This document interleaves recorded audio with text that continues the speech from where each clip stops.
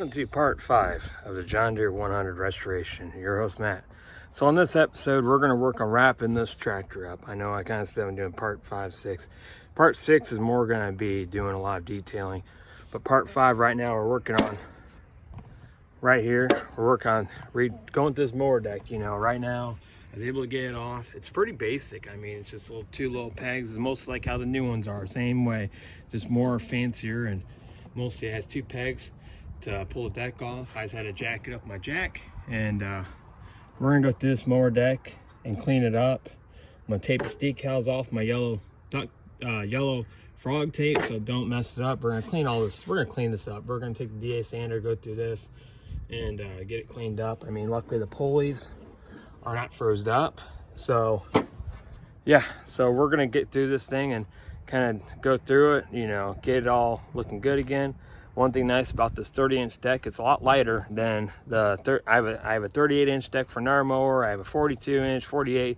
There's so many different sizes of the deck, and this 30-inch deck, my gosh, it's a back saver. I mean, you're not going to kill your back on it, because I know I have a couple. I think I have a 46-inch deck I was working on a while back, and that thing killed my back. So yeah, so we're gonna be working on this mower deck. You know, we're gonna work on cleaning it up, sanding it down, repainting it, and then we're gonna work on sharpening the blades. It's a beautiful day out today, so I thought, you know, I'm gonna work outside today. So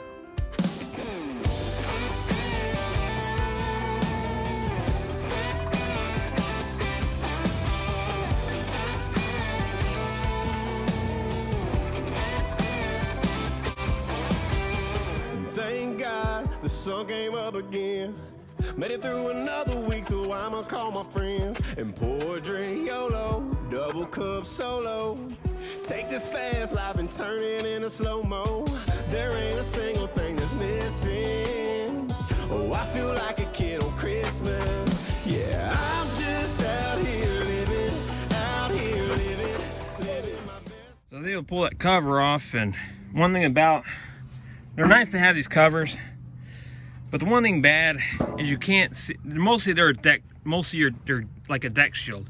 They kind of help prevent that grass to get in your mower deck. Well, I opened this up. I didn't know it was this bad. I only used the mower probably 3 times before doing this restoration deal, and yeah, so I'm gonna start cleaning this up. And one thing nice, the belts are not really bad shape, to be honest. So I'm gonna leave these belts like they are.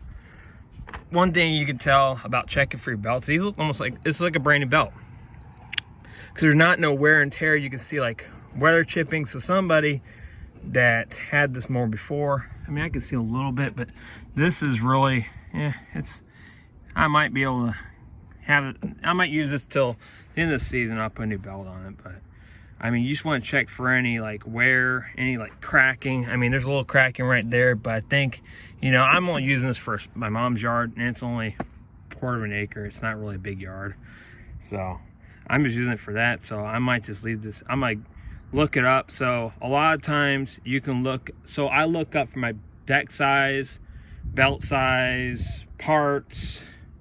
I kind of look it up on John Deere parts catalog. That's where I kind of look up for a lot of my parts that I'm looking for. If there's a part I'm missing on a mower, I look it up on John Deere parts catalog. Or I kind of look it up, like what kind of part I'm missing, this, that. I just look it up. I mean, that's the best way of doing it. Just trying to look up your parts. That's kind of tip 102, I think. Tip 101 was taking pictures. But tip 102, but that's kind of tip 101 when working on mowers. You know, you always want to look for your parts too. I'll add to the list of tip 101, so. But yeah, that's what we're looking at right now.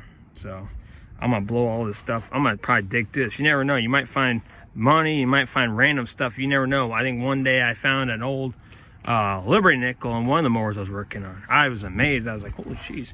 You never know what you can find. But I mean, a lot of it's usually junk. A lot of it, you never know what you find. I mean, and it looked like Mr. Squirrel got in there because there's a piece of couple pieces of acorns.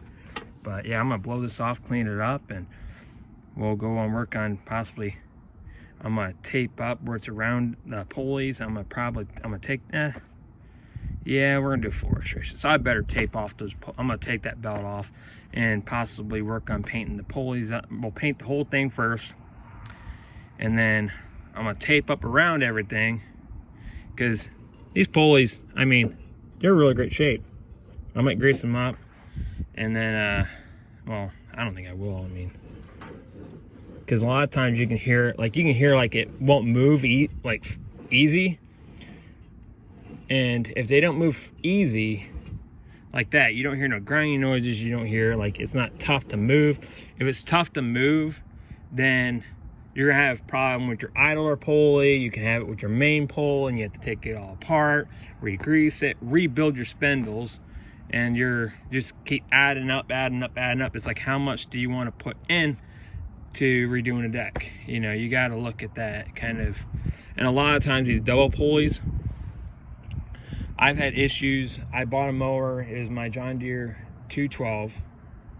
I came with a mower deck, and I was going to redo the deck. Well, I found out. Well, I'm going to show you guys. Here are my part bins. I mean, I keep for parts because there's some good parts like wheels. You know, I don't want to get rid of stuff. I keep this outside at the moment till I have time to strip all this stuff down. But this is what I'm talking about. This is a double pulley on my 212. See how it's rusted? It ain't moving. And see all this build-up rust right here? Well, that's what I'm talking about. I think the only thing I stripped it down was for the spindles for it. I cut the front wheels off because the mower deck I was working on didn't have a front wheel, so I cut that off. I octavia side torched those off, and then I welded them back on another mower.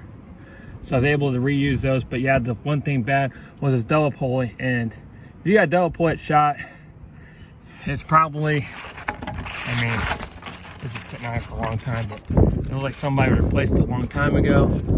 And yeah, so I thought, you know, I tried to cut it. I tried to cut the deal off, tried to plasma cut it, it wouldn't even work.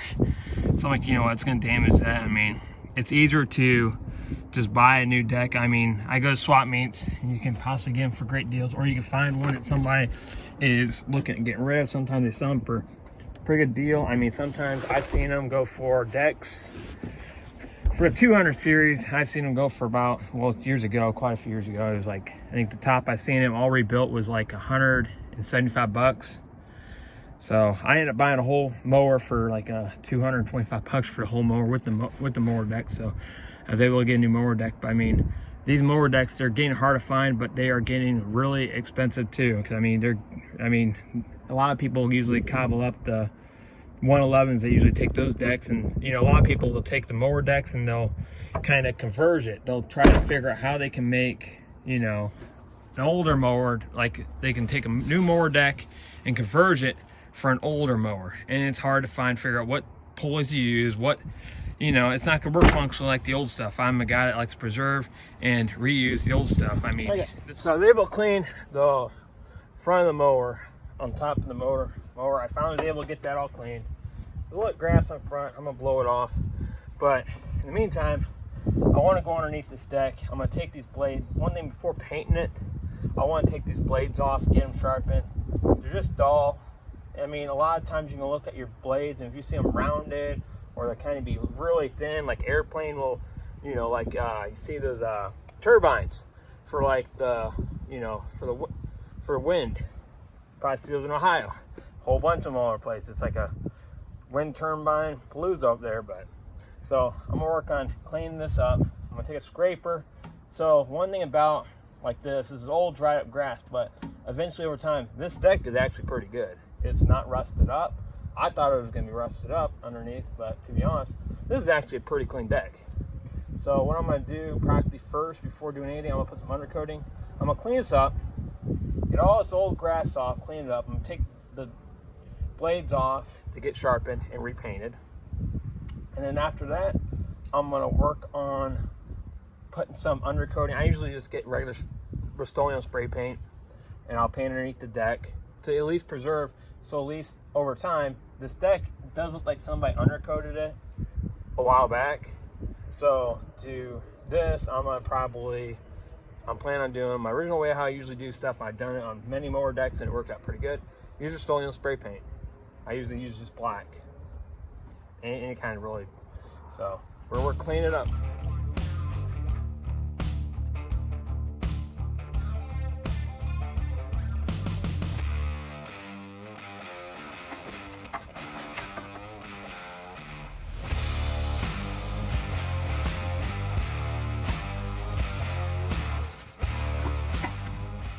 Okay, another thing I want to explain.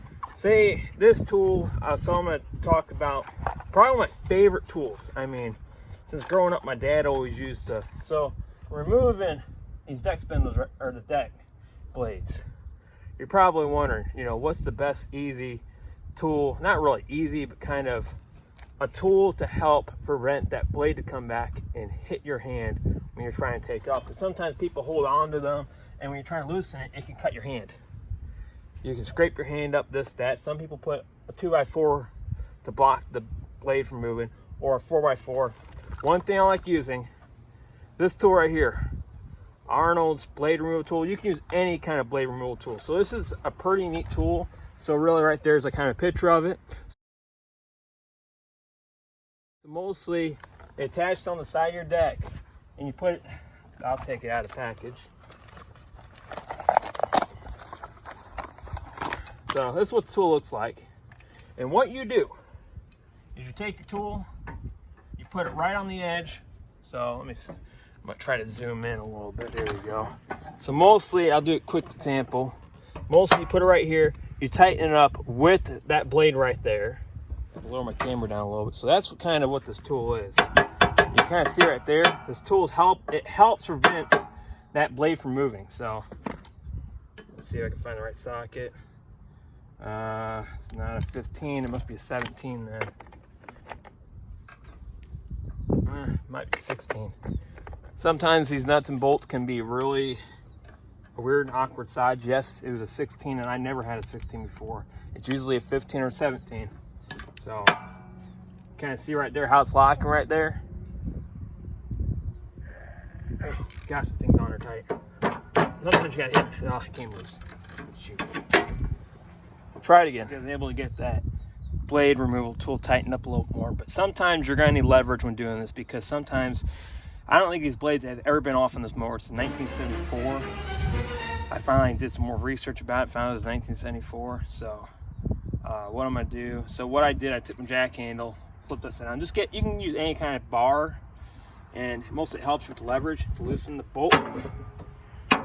There we go. We got it loosened. Oh my gosh, this goes on there. Yep, got her loosened. I might have to get a C-clamp now. I think it might be stuck here now, where it's just spinning now. Oh, now I know why. I gotta put the belt back on. Son of a biscuit. So I was able to put the belt back on, thinking that I might be able to get it off because it had no tension or all that stuff. Well, now I found out the thing's rusted on. Yeah, I'm in trouble. So we're gonna figure this thing out. So what I might do is take a C-clamp, and I might clamp it on there kind of like a vise a little bit, and hold on to that while trying to loosen it. I got the, so you can see right here, I was able to get that loosened, but right there on that spindle, it's just spinning completely the time. So I gotta clamp something onto that, plus loosen at the same time to hopefully get this blade off. So while I was working on trying to figure it out, I was able to get those deck blades off. I had to use my handy dandy impact with number 16 impact socket. I was able to loosen it up, I got it out. I got them already painted. I already sharpened the blades, already got them painted. So at least they're gonna look like new again. Right now I'm gonna work on painting underneath the deck right now. That's kind of your after. I'm just using some just gloss black paint, you know, it's for Rust-Oleum to help with the rust. Because really it's underneath, you're not gonna see it. It'll help with preventing any, like, the grass, you know, with the wet grass. It'll help, rust out your deck. That's why I'm just trying to use this to get this kind of cleaned up, and we'll let it dry. So kind of get some parts drying. I got the shield over there getting painted. I got the deck blades already sharpened up, and I just put a fresh coat of matte black, and then I was able to even get the wheels painted, which, my gosh, they look like brand new. So I'm pretty happy about that. It's starting to look really nice, this little 100.